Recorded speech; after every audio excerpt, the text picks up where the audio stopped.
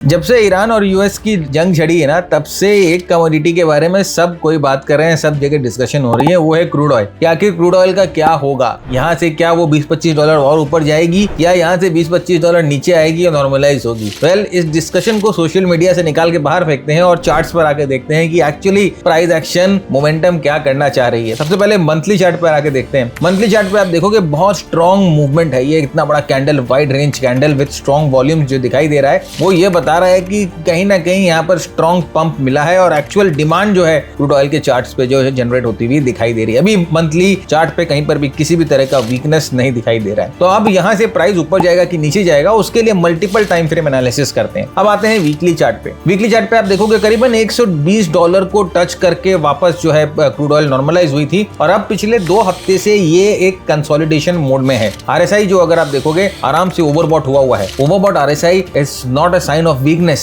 Rather एक overbought RSI strength का signal होता है। और इस तरह के कई आरएसआई के सेटअप्स के बारे में, सिग्नल्स के बारे में हम लोगों ने अपनी नई बुक आरएसआई मास्टरी में डिस्कस करी है। इस बुक में हम आपको आरएसआई के कंसेप्ट्स को इन डेप्थ बताते हैं, चाहे वो रिवर्सल्स हो, चाहे वो डाइवर्जेंसेस हो, चाहे मल्टी टाइम फ्रेम एनालिसिस हो, चाहे ट्रेंड ट्रैकिंग सिस्टम हो। हम लोगों ने यहाँ पर बहुत ही डिटेल में आरएसआई को कवर किया है। तो अगर आप आरएसआई के बारे में और जानना चाहते हो या आरएसआई आपका फेवरेट टूल है, तो ये बुक आपके लिए इंडिस्पेंसिबल है। वर्ल्ड वाइड अवेलेबल है, डिस्क्रिप्शन में लिंक है, जाइए और इसे अपने लाइब्रेरी का हिस्सा बनाइए। और वापस आ जाते हैं अपनी एनालिसिस पे। जैसे मैंने कहा कि वीकली चार्ट पे आरएसआई ओवरबॉट हुआ है और ये एक स्ट्रेंथ का इंडिकेशन होता है। तो जब मल्टीपल टाइम फ्रेम पे आरएसआई ओवरबॉट हो जाता है तो छोटे टाइम फ्रेम पे जनरली हम आकर अपने ट्रेड्स को टाइम करने की कोशिश करते हैं। अब अगर डेली चार्ट पर आकर देखो तो प्राइस 10-20 डे की मूविंग एवरेज पे कंसोलिडेट कर रही है, एक अच्छा बेस बना रही है। बेस पे वॉल्यूम भी कॉन्ट्रैक्टेड है और साथ ही साथ ओवरबॉट कंडीशंस जो डेली चार्ट पे थी आरएसआई पे, वो नॉर्मलाइज हो चुकी है। यानी कि यहाँ से मूवमेंट के लिए तैयार है। अब यहाँ से ऊपर का मूवमेंट होगा कि नीचे का, उसके लिए एक और टाइम फ्रेम नीचे उतरते हैं और 4 घंटे के चार्ट पे चलते हैं। 4 घंटे के चार्ट पे आप देख सकते हो एक बहुत स्ट्रॉन्ग कंसोलिडेशन बेस बना हुआ है। आरएसआई साइडवेज जब बेस के दौरान थी तो 60-40 के बीच में थी, जो कि बता रहा था कि मार्केट साइडवेज है। यहाँ पर 101 के पास क्रूड ऑयल जस्ट गया है और ब्रेकआउट के लिए प्राइस रेडी हो गई है। अब आरएसआई पे देखोगे ऑलरेडी ब्रेकआउट हो चुका है। अब यहाँ से 101 के ऊपर अगर ब्रेकआउट मिलता है और 101 के जोन को अगर क्रूड सस्टेन कर पाती है तो नेक्स्ट जो लेवल है वो 120 का लेवल यहाँ पर दिखाई दे रहा है। और ऑन द फ्लिप साइड अगर वीकनेस आनी है तो यहाँ पर ये ब्रेकआउट फेल हो जाएगा। यहाँ पर आप देखोगे कि आरएसआई 60-66 के पास टक्कर खा के वापस नीचे गिर जाएगी। बेस के पास एक